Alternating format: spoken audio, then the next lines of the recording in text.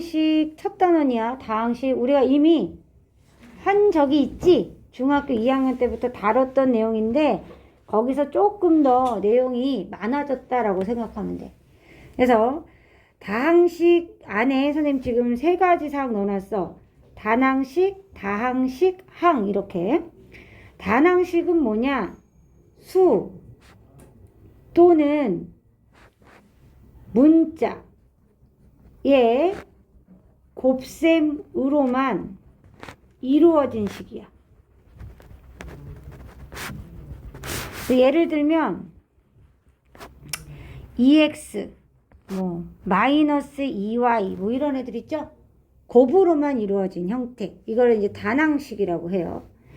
다항식은 뭐냐? 하나 이상의 단항식으로 단항식의 합으로 이루어진 식을 얘기해. 예를 들면 2x 제곱 플러스 4y 이런 식도 다항식이 될 수 있고, 또 하나 선생님 늘 얘기하지만 단항식은 다항식에 포함된다. 단항식은 다항식이다. 그죠? 다항식이 될 수 있어요. 하나 이상이기 때문에. 하나 이상이기 때문에 단항식은 다항식에 포함될 수 있습니다. 자, 그럼 항은 뭐냐? 항은 다항식을 이루는 각각의 단항식. 그래서 여기서 2x의 제곱도 항이고 4y도 항이죠. 만약에 여기에 플러스 5가 있으면 이 플러스 5도 항이에요. 이렇게 숫자로만 이루어져 있는 항을 우리는 상수항이라고 불렀어요. 또 다르게 정의하면 그냥 곱으로 이루어져 있는 부분 있죠? 이 부분 하나하나가 항이 되는 거야, 항. 그죠? 그래서 선생님 지금 예를 든 2x 제곱 플러스 4y 플러스 5는 항이 3개로 이루어져 있는 거죠. 이해되죠? 자, 두 번째. 그럼 개수는 뭐냐? 개수. 다항식 각각의 항에 특정한 문자를 제외한 부분. 선생님 그냥 숫자 부분이라고 하면 안 돼요. 이제 안 돼요. 왜냐면 예를 들어서 EXY가 있어요. 예를 들어서 EXY가 있어요. 자, X의 개수를 물어봤어요. 없어? 그렇지 않고 이 X의 개수라고 했으니까 특정한 문자 지정했죠. 우리가 X라고 지정했으면 X 뺀 나머지 부분을 얘기하는 거예요. 우리가 중학교 때는 쉽게 접근해야 되니까 문자를 EX 해놓고 X의 개수를 물어봤죠. 그래서 X 앞에 붙은 숫자라고 쉽게 생각했지만 실제로는 이 특정한 X를 제외한 나머지를 얘기하는 거예요. 그렇기 때문에 이런 경우는 뭐가 되냐면 이 Y가 X의 개수가 되는 거예요. 그래서 특정한 문자를 제외한 부분이라고 정의를 해야 실은 더 맞는 정의가 되는 거야. 이해되죠? 자, 그럼 차수는 뭐예요? 차수는 똑같죠, 뭐. 그죠? 일단 항의 차수라고 얘기하면 항에 곱해진 문자의 개수예요. 그래서 예를 들어가지고 EX 그럼 문자가 한 번만 곱해진 거죠?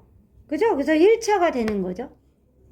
EY 그러면 문자 한 번 곱해진 거잖아요. Y 한 번.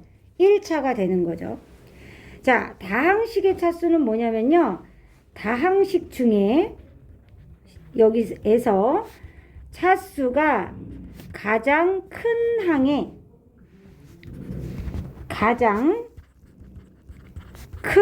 항의 차수를 의미해요.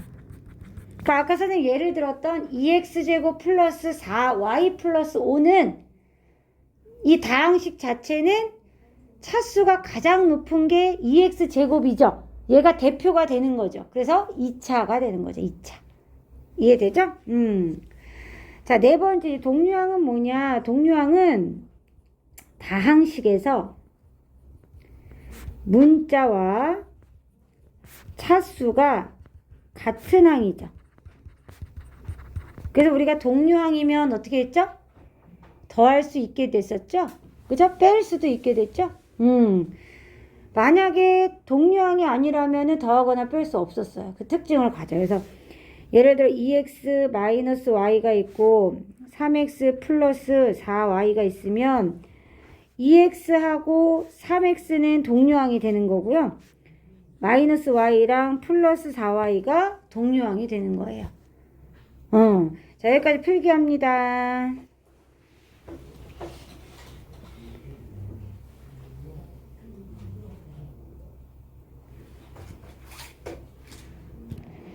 문제 한번 풀어볼게요. 이거 띄어쓰기 돼 있어야 되는데 안 돼 있네. 자, x에 대한 이 다항식의 차수를 물어봤어요. 그러면 네, 이 다항식의 차수는이에요. 그래서 x에 대해서니까 x만 문자라고 생각하고 바라보는 거예요. 그러면 x만을 바라봤을 최고차항은 얼마예요? 2차죠? 그죠? 그래서 얘는 2차가 되는 거예요. 중학교 때랑 가장 큰 차이예요. 특정한 문자에 대한 것을 물어본다는 거. 그 다음 y에 대한 이 다항식의 차수를 물어봤으니까 y만 문자로 본다는 거예요. 그러면 4차가 되겠죠. x에 대한 2차항의 개수를 물어봤죠? 그러면은 2차항의 개수니까 x에 대해서 얘를 묶을 수 있어요. 이렇게 5 플러스 3y x제곱 이렇게 되죠? 따라서 x제곱의 개수는 5 플러스 3y인 거예요. 개수가 숫자가 아닐 수도 있는 거예요. 문자일 수도 있는 거예요. 그죠? y에 대한 상수항이니까 y만 문자인 거예요. 선생님이 다시 써보면 이렇게 되는 거죠. 마이너스 2y 4제곱 더하기 3x제곱 y 더하기 5x제곱 플러스 x 마이너스 3 이렇게 생긴 거예요. 그러면 상수항은 어때? y에 대한 거니까 y가 없는 놈을 물어본 거죠. 얘가 상수항이 되는 거예요. 아, 숫자만 의미하는 것이 아니라 그 숫자를 뺀 그 숫자가 하나도 포함되어 있지 않은 게 상수항이구나 할 수 있어요. 자, 그래서 여기가 5x제곱 플러스 x 마이너스 3이 된다는 걸 알 수 있어요. 됐죠? 여기까지 정리해보세요. 자, 두 번째는 다항식의 정리. 다항식을 정리할 때 두 가지 방법이 있어요. 내림차순 정리가 있고요. 오름차순 정리가 있어요. 그래서 내림차순 정리는 뭐냐면 차수가 내려가는 순서로 정리하는 방법이에요. 하는 방법. 예를 들어서 x에 대해서 내림차순 정리한다 그러면 x 중에 차수가 높은 놈부터 낮은 놈 순서로 정리하는 방법이에요. 그죠? 그러니까 여기가 x의 세제곱 이렇게 되겠죠. 앞에가 큰 차수가 위에 와 있는 거예요. 앞에 쓰는 거예요. 자, 그럼 오름차수는 반대겠죠? 차수가 올라가는 순서로 정리하는 방법이에요.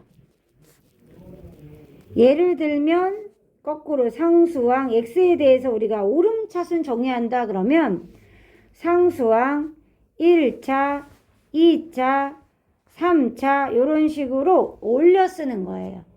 그러니까 내림차순 정리는 내려서 쓰는 거고요. 오름차순 정리는 올라가면서 쓰는 거예요. 그렇게 보면 돼요. 그러면 선생님이 옆에 문제 풀면서 이거를 한번 연습해 봅시다. 자, x에 대한 내림차순 정리예요. 그럼 x에 대해서 어떻게 해야 돼요? 차수가 높은 거에서 낮은 거 순서로 쓰는 거예요. 선생님 한번 해볼게요. 아, 높은 게 얘잖아요. x는. 그러면 y 제곱 마이너스 3. 얘들은 문자가 아니라는 뜻이에요. x만 문자로 봐라 이런 뜻이라고 생각하면 돼요. 그래서 x의 제곱. 그 다음에 x 붙어 있죠. 플러스 그죠? 5 마이너스 xy 이렇게 쓰면 되겠네요. 그죠? x인데 잘못 썼다. 그죠? y에 대해서 썼네. 자, x니까 어떻게 써야 돼요? 5 마이너스 yx 이렇게 써야겠죠. 그 다음에 나머지는 상수항이다 이렇게 놓고 쓰면 돼요. 이해돼요? 네, 이렇게 하면 됩니다. 여기까지 정리하시고 문제 풀어보셔요. 나머지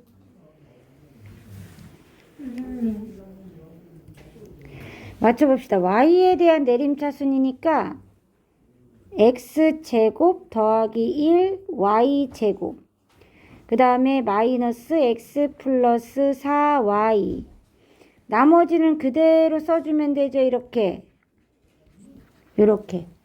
자, 오름차순 정리는 거꾸로 쓰면 돼요.